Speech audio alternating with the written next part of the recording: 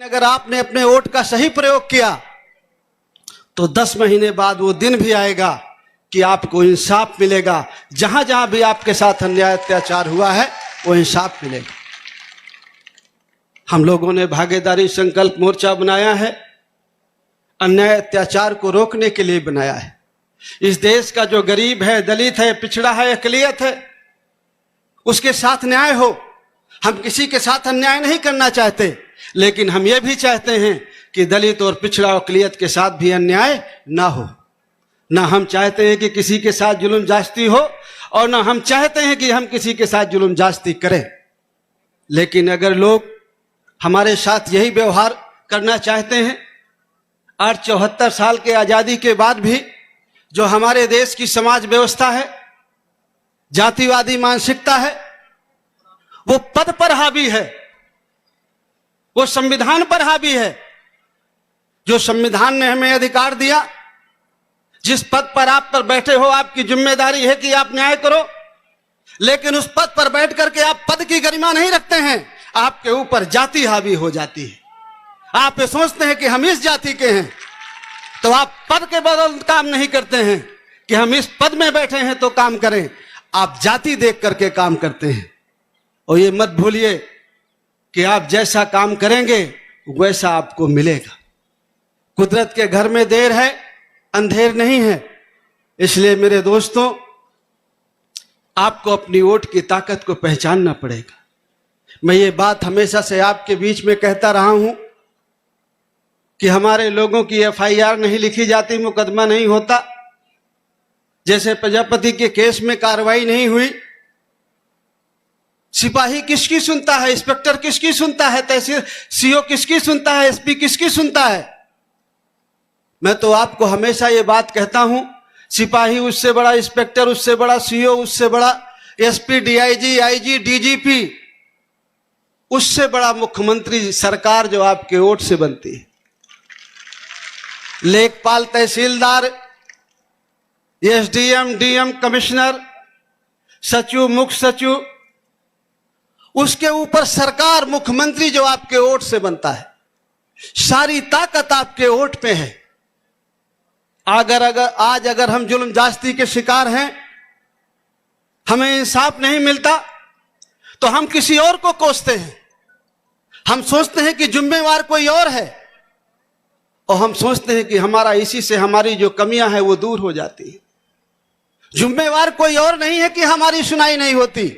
अगर हम गहराई से सुने तो उसके जिम्मेवार हम हैं। गलती हमने की है। अगर वोट देकर के हम उन्हें सत्ता में न पहुंचाते तो शायद ये अन्याय अत्याचार हमारे ऊपर नहीं होता। इसलिए ये लड़ाई हम उनको ठीक करके नहीं जीतेंगे। ये लड़ाई अगर हम ठीक हो जाएं तो जीत जाएंगे, और जिस दिन हम ठीक हो जाएंगे तो किसी के माई के लाल के ताकत नहीं है कि हमारे ऊपर जुल्म जास्ती कर ले। आज हमारे बच्चों के हिस्से की सरकारी नौकरियां छीनी जा रही हैं, रिजर्वेशन खत्म हो रहा है, और हम सोचते हैं कि जिम्मेवार कोई और नहीं है। रिजर्वेशन खत्म करने के लिए ये हमने उन्हें अधिकार दिया है वोट दे करके। हमने तो वोट दिया भगवान के नाम पर, गाय माता के नाम पर, भारत पाकिस्तान के नाम पर। आपने वोट तो अपने बच्चे को रोजगार के लिए दिया नहीं।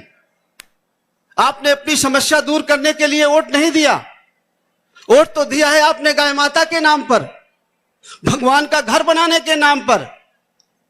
तो वो कर रहे हैं, भगवान का घर बना रहे हैं, गाय माता को बचा रहे हैं जो आपका खेत खा रही है। आपने कहा यह सोच के दिया है कि हमारे बच्चे को रोजगार मिले। गाय माता के साथ में भगवान सबका मालिक है, सबका घर बनाता है। उसका घर की चिंता आपको करने की जरूरत नहीं है। आप अपने और अपने बच्चे के घर के बारे में चिंता करो, उसके बारे में भी सोचो। देश के साथ साथ अपने बारे में भी सोचो। इस लोकसभा के चुनाव में आपका वोट गया भारत पाकिस्तान के नाम पर कि पाकिस्तान आ जाएगा, भारत पर कब्जा कर लेगा। 7 साल पहले भी पाकिस्तान था, पहले भी भारत था, तो क्या पाकिस्तान आ गया था क्या भारत में? बहुत छोटा सा देश है पाकिस्तान। 15-16 करोड़ आबादी है पाकिस्तान की, हमारी तो 140 करोड़ है। उसकी कभी हिम्मत नहीं है कि वो भारत की तरफ देख ले, लेकिन वो मुद्दा मिल जाता है भारत पाकिस्तान का, हिंदू मुसलमान का आपको मुद्दा मिल जाता है। कांग्रेस की गवर्नमेंट थी तो पाकिस्तान नहीं आ गया था। इन 6 सालों में 7 साल में पाकिस्तान आ गया। तो आपने सोचा बहुत मजबूत हाथों में है इसलिए वोट दे दो। अपनी सोचो, देश के बारे में सोचो, तो आप अपनी भूल गए, देश के बारे में सोचने लगे।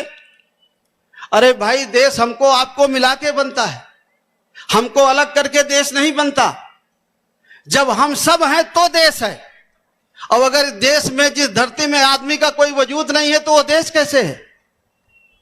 अगर आप उन्नति नहीं करेंगे, आपके बच्चे को शिक्षा नहीं मिलेगी, रोजगार नहीं मिलेगा, स्वास्थ्य नहीं मिलेगा, अगर इस देश का किसान खुशहाल नहीं होगा, मजदूर खुशहाल नहीं होगा, तो कैसे देश उन्नति करेगा? कैसे देश उन्नति करेगा? कैसे देश आगे बढ़ेगा? देश तो तभी आगे बढ़ेगा जब किसान खुशहाल हो, गरीब खुशहाल हो, बेरोजगार बच्चों को रोजगार मिले, मां बहनों की इज्जत सुरक्षित हो। जब हम सब सुरक्षित हों तो देश सुरक्षित होगा।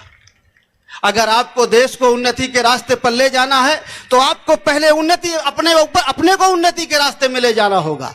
अगर आपको देश को उन्नति के रास्ते पे ले जाना है तो अपने बच्चे की उन्नति के रास्ते में भी सोचिए। जब आप सब उन्नति के रास्ते में जाएंगे तो देश उन्नति के रास्ते में जाएगा, तो देश तरक्की करेगा।